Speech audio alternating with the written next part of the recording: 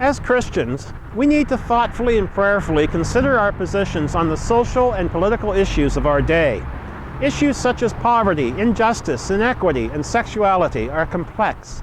The ways of addressing these issues usually fall under the labels of left liberal or right conservative, but the most viable and sustainable solutions are perhaps more nuanced than those black and white labels suggest. Evangelicals range on a spectrum from fundamentalist to liberal, with most evangelicals falling somewhere in the middle. Because of this spectrum, evangelicals may have differing opinions.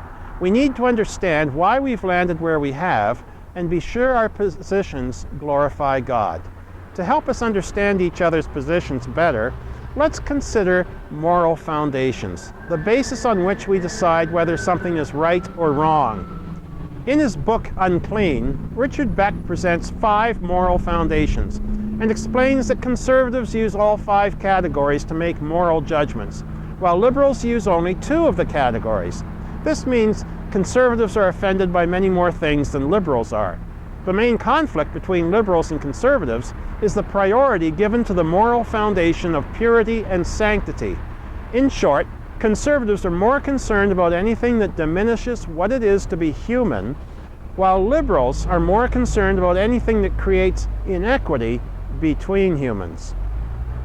Similarly, James Davison Hunter, in his book To Change the World, describes conservatives seeing the main challenge in the world today as being secularity, and progressives or liberals seeing it as being the injustice of inequality.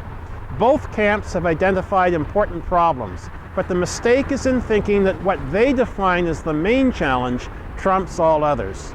Socially conservative Christians value a society that aligns with a high view of life and family, because family is at the core of human society. It is the basic social unit that provides the healthiest environment for raising a new generation.